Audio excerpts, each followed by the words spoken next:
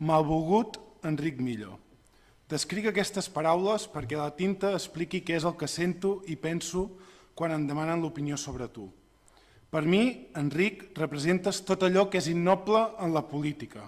Ets un dèspota, un cínic i un escalador que es ven al millor postor per poder, aparença i negocis. A Girona tothom es coneix. La gent et recorda les èpoques d'Unió i del cas Treball. Molts t'han vist festejar amb l'independentisme, ja sigui l'11 de setembre o per Sant Jordi. Jo mateix et vaig veure a la parada d'Òmnium Cultural de Barcelona preparat per comprar material subversiu i anticonstitucional ara fa 4 o 5 anys. Sort que no tenies cap piolín a prop. Enric, la teva actitud els últims dies, i especialment les teves decisions, et convertiran en el polític gironí més criminal d'aquest principi de segle.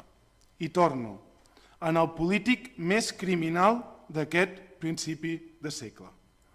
Vas enviar, avalar i justificar unitats senceres de policia a massacrar persones que tan sols volien que tothom exercís el seu dret a vot. El resultat ja el sabem. I tu?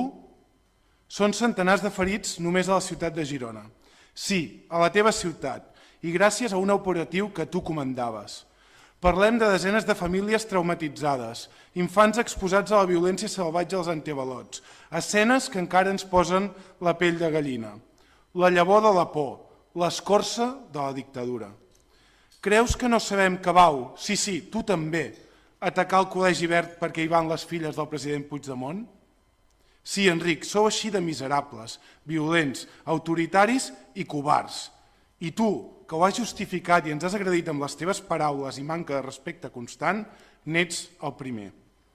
Com penses tornar a mirar als ulls dels teus veïns i veïnes del barri de l'Eixample, com jo mateix, a qui t'ha semblat proporcional que se'ls omplís de porres, cops i magrejades?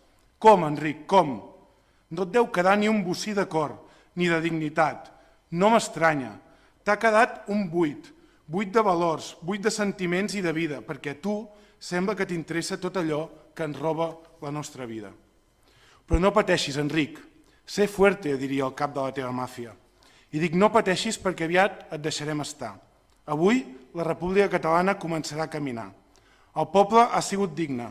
Ha vençut la por i les vostres mentides. Ens volíeu sols, dividits i febles per ferir-nos, i us vau trobar murs de confiança, suport mutu, emoció i democràcia. Perquè l'amor i la vida sempre guanyen. Enric, aviat seràs un home simple, buit de tot i de valors que tan sols serà recordat per haver sigut el polític gironí més criminal de principis del segle XXI. Aquell polític que farà honor a la tradició dels governadors civils franquistes. Se't recordarà per això mentre impedeixes que ningú persegueixi l'extrema dreta violenta als carrers de Barcelona. L'enhorabona per ser tan franc Avui t'endús el regal de ser persona non grata en aquesta institució, però espero que algun dia se't jutgi per tot el que vas provocar als gironins l'1 d'octubre. Ni oblit ni perdó. Memòria, justícia i dignitat.